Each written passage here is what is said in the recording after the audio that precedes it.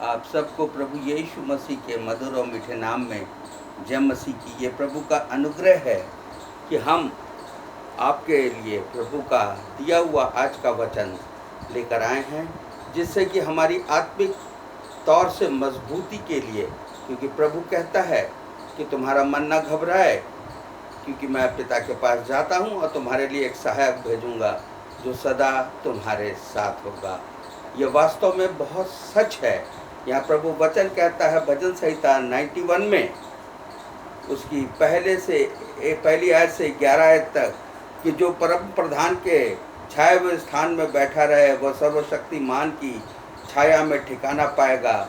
मैं यहोवा के विषय कहूँगा, वह मेरा शरण स्थान गढ़ है, वह मेरा परमेश्वर है, मैं उस पर भरोसा रखूँगा।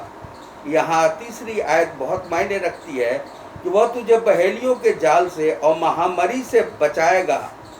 वो तुझे अपने पंखों की आड़ में ले लेगा और तू उसके पंखों के नीचे शरण पाएगा।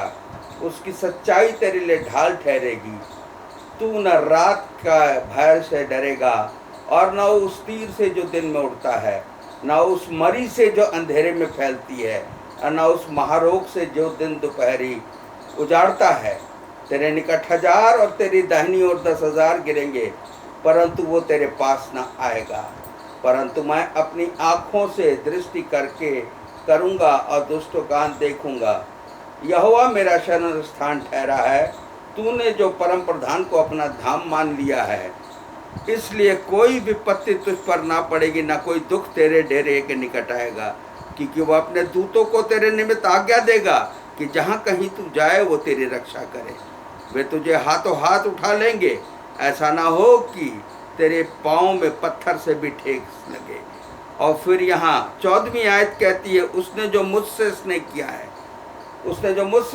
किया है इसलिए मैं उसको छुड़ाऊंगा, मैं उसको ऊंचे स्थान पर रखूंगा। उसने मेरे नाम को जान लिया है। जब वह मुझको पुकारे तो मैं उसके सुनूंगा।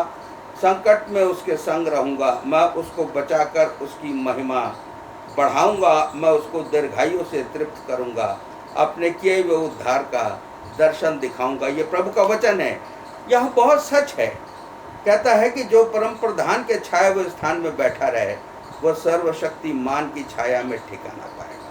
परम प्रधान का बाड़ा, इसके बारे में हम आपको ये बताना चाहते हैं कि प्रभु का सुरक्षा कवच ही बाड़ा है।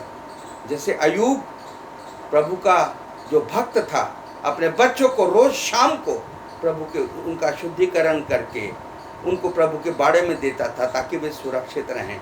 इसी प्रकार यहाँ भी प्रभु का यह वादा है कि जो उसके छाए हुए स्थान में बैठा रहे वो उसके सर्वशक्तिमान की छाया में ठिकाना पाएगा। वास्तव में प्रभु आज भी वही है, क्योंकि आदि और अंत वही है, अल्फा और ओमेगा वही है। उसने जो वादा किया है वो आज भी सत्य उतरता है, क्योंकि यहाँ वचन कहता है कि वह मेरा परमेश्वर है, मैं उस पर भरोसा रखूंगा।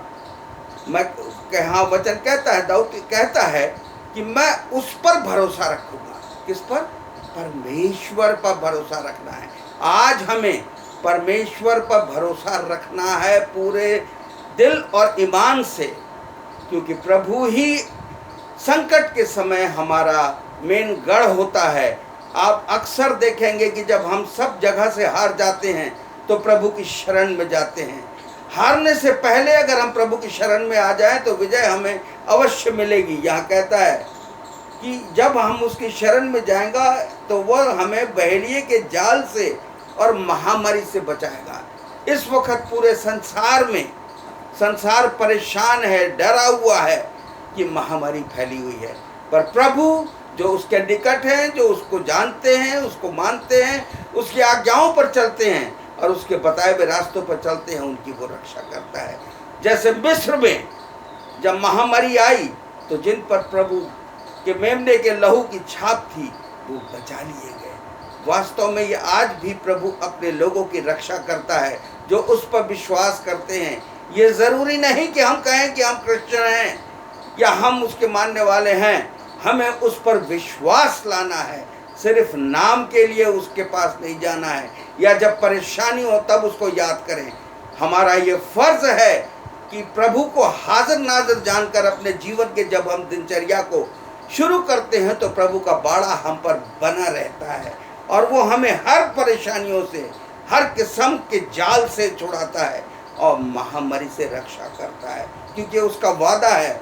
पर शर्त क्या है कि वो तुझे अपने पंखों की आड़ में लेगा, तू उसके परों के नीचे शरण पाएगा, उसकी सच्चाई तेरी ढाल और झिलम ठहरेगी। पंखों की आड़, पंखों की आड़ क्या है? जैसे मुर्गी के बच्चे अपनी माँ के इर्द गिर्द रहते हैं, उन्हें ये पता है कि मेरी माँ हमारी रक्षा करेगी। ऐसे ही प्रभु जो है उसका अनुग्रह हम पर है, पर शर्त क्या है कि हमें परमेश्वर के निकट रहना है, उसके बताए हुए रास्ते पर चलना है, तो वो हमारी रक्षा करेगा। जैसे मुर्गी अपने बच्चों की रक्षा करती है, इसलिए कहता है कि वह तुझे अपने पंखों की आड़ में ले लेगा। आड़ में ले लेगा मतलब किसी बाह्य चीज़ों की आप पर कोई अटैक नहीं होगा। आपको बस यह करना है कि अपने सच्चे दिल से परमेश्वर की आराधना, स्तुति, नित्य करना है और उसके बताए हुए रास्ते पर चलना है। फिर कहता है ना तो उस मरी से जो अंधेरे में फैलती है। इस वक्त आप सब जानते हैं कि पूरे विश्व में मरी फैली हुई है, परंतु ये मौका दे रहा है प्रभु कि अब भी हम उसके समीप आ जाएं, अपने अपराधों से मुक्त हों, उसका पश्चाताप करें और प्रभु की शरण में आ जाएं, उसके पवित्र बाड़े में आ जाएं। कहता है और न उस महारोग से जो दिन दोपहर उजाड़ती है। तेरे निकट 1000 और तेरी दाहिनी ओर 10,000 गिरेंगे, परंतु वो महामारी तेरे निकट नहीं आएगी। यह वचन कहता है 9वीं आयत कि हे यहोवा तू मेरा शरण स्थान ठहरा है। कितना सही है, जिसका शरण स्थान यहोवा है। यहोवा तू मेरा शरण स्थान ठहरा है। तूने जो परम प्रधान को अपना धाम मान लिया है, तूने यहाँ पर हम अपने से लगाएं कि जब मैंने प्रभु को अपना धाम मान लिया है, इसलिए कोई विपत्ति तुझ पर न पड़ेगी। ये किसका वादा है? परमेश्वर का। जब तू मेरे समीप आएगा, मेरे निकट आएगा और मुझे अपना गढ़ और यहाँ प्रभु कहता है कि सुन इज़राइल का रक्षक न ऊँघेगा न सोएगा। प्रभु कभी भी नहीं सोता, ना वो विलंब करता है।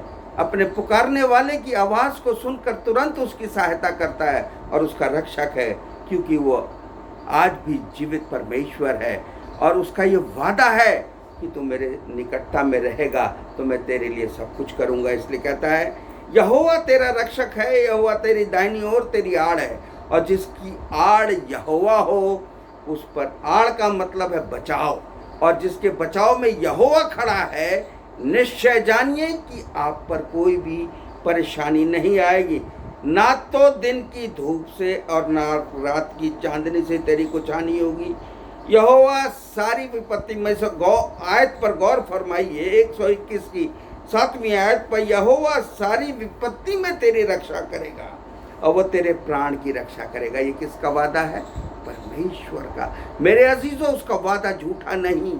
परख कर देखो परमेश्वर कैसा है, उसके निकट आओ, पश्चाताप करो और परमेश्वर को अपना उद्धार करता जानो, तो हर आशीष तुम्हें देगा। यहोवा सारी विपत्ति में तेरी रक्षा करेगा, वो तेरे प्राण की रक्षा करेगा। यहोवा तेरे आने जाने में तेरी रक्षा अब से लेकर सर्वदा तक करता रहेगा। अब से लेकर सर्वदा तक का मतलब क्या है? कि निरंतर वो तेरी रक्षा करता रहेगा। यहाँ व्यवस्था विवरण 7 उसकी 15वीं आयत बहुत साफ कहती है। पहले 6 की 24वीं आयत कहती है, व्यवस्था विवरण 6 उसकी 24 आयत कहती है कि और यहोवा ने हमें सब विधियां पालन करने की आज्ञा दी, इसलिए कि हम अपने परमेश्वर यहोवा का भय माने। हमें परमेश्वर का भय मानना है, इस रीति से सदैव हमारा भला हो और हमें वो जीवित रखे जैसा आज के दिन है।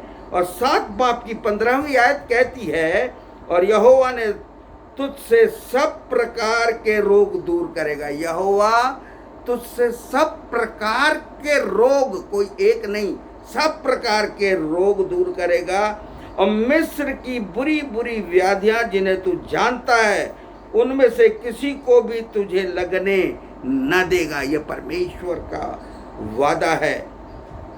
इसलिए ये सब तेरे बैरियों को लगेंगे जो प्रभु को नहीं जानते, नहीं मानते। इसलिए मेरे अजीजों, हमें घबराना नहीं है, हिम्मत नहीं हारनी है, हमें बराबर प्रार्थना करनी है और प्रभु से निरंतर अपनी याचनाएं, अपनी सुरक्षा प्रभु के आगे रखनी है।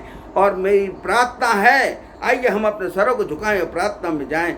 धन्यवाद पिता, आपने हम सबको सुरक्षित रखा, हमारे परिवारों को, हमारी कलीसिया को, हमारे भारत को। प्रभु तूने आज तक भी सुरक्षित रखा है। होने दे पिता, ये महामारी तेरे पवित्र लहू के नाम से हमारे संसार से दूर हो।